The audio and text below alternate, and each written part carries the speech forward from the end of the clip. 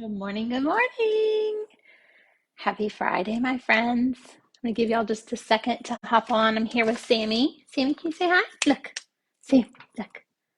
You said, oh, your ears flipped. Anyway, I hope that you guys are hanging in there for the holidays. I am headed to go see my mama. Gosh, my makeup looks terrible today. To go see my mama today, and I wanted to hop on here before I get into the car and continue my series on setting goals, which is something that we should be thinking about as we head into the new year. It's better to do it now than January 1st when we're kind of scrambling and just trying to get something in place. So last week I shared with you how to set appropriate goals, the SMART goals. If you didn't get a chance to watch that, you can go to my YouTube channel, Comeback Mindset, or you can just go back in my newsfeed and it'll be there, or go back to the Comeback Mindset page on Facebook and see all the videos that I post there too. So today I wanted to share with you, you have your goal, now what? And this is the part where I know myself, I kind of wait and I wait and I turn and I'm like, is that the right goal? Do I want to do something else? And I start mulling it over so much that I don't just get into action. So my first piece of advice is just get into action. And I know for myself, I had a tremendous amount of weight to lose, and I'm still approaching my goal weight. But when I thought about it, I can't think about it as like I wanted to lose 80 pounds because that is hugely overwhelming. And I think any of us would just kind of throw our hands up in the air and say, well, screw it. So you chunk it, you just make it into smaller pieces. So whatever it is that you're working on, I'm going to reference weight loss or health because that's what I specialize in and that's what I'm currently doing myself. Whatever it is that you're choosing, make sure that it's something that you can take into smaller pieces so that you can check in periodically and make sure that you're making progress toward whatever those goals are. So, for instance, let's say I wanted to lose 8 pounds this month. Well, there are 4 weeks in the month. So, if you split that up, that would be approximately 2 pounds a week that I'd want to lose. And so, instead of looking at the end of the month saying, well, how did I do? It's better to check in, excuse me, regularly every week or so, because that way, hey, Brian, thanks for joining. That way you can kind of gauge where you are in terms of that longer term goal. So just chunk into smaller pieces. And I'm going to encourage you too to think of a way to kind of reward yourself if you hit that goal. For me, don't do it with food. Don't say, oh, I'm going to go get a big ice cream cone, because then my cravings come back and then it kind of derails me, and that goes against what I'm trying to accomplish. So think of something that you enjoy doing. Maybe it's doing something special with a friend. Maybe for me, it's just shopping, which shopping a lot of times just means browsing the windows. Maybe it's spending time with someone. Maybe it is going somewhere special. So think about what that is and how you can reward yourself in those smaller chunks of time, because that'll give you a sense of accomplishment. I know for me on my weight loss, I have a pair of pants and I have a dress that I'm wanting to fit into. And so every week I try those things on, and they may not button completely, they may not zip completely, but every week I'm able to feel the difference. It's not just scale based. I'm able to kind of see my progress more. I also take before and after pictures. So I may look at my picture today and say, oh my gosh, Jenny, you've got a lot of work to do.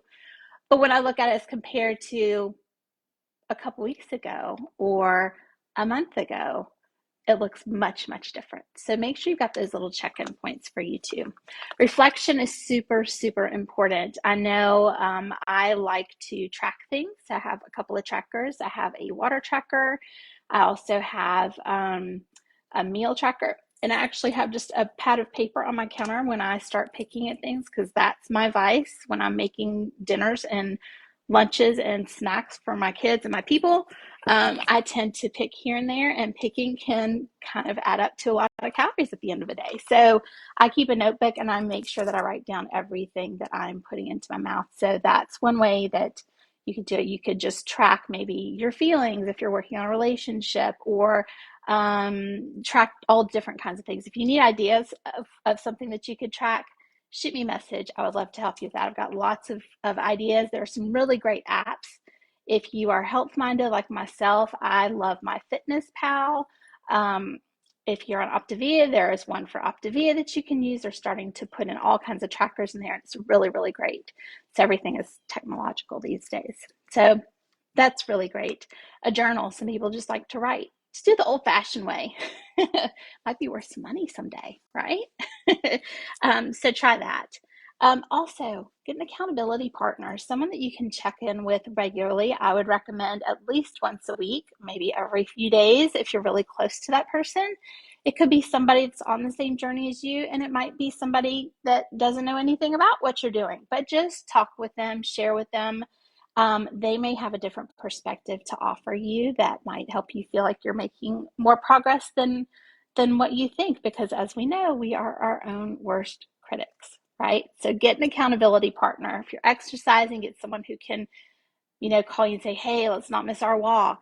That is huge. That is why I do what I do as a health coach, because I know that piece is so pivotal and so important to have, is to have somebody along with you on your journey. So I hope that you found this helpful. My main idea for today is just get started. Do the smallest thing today that you can do to move you toward your goal. It may not get you completely there, but let's say, for instance, you were trying to increase your water. Let's look at what you did yesterday. If yesterday you didn't even track it, then maybe your goal for today is to just track how much you have. If, let's say, you got 2 bottles of water in, or 16 ounces, then how about for today, let's try to get 20 to 24 ounces. Do small incremental steps, because that feeling of success is so important in creating that momentum to help us to keep going. So don't ignore that. So find the ways to celebrate that will take you so far. So hope you found that helpful. I am hosting something. I'm so excited about this. I'm hosting a master class beginning in January.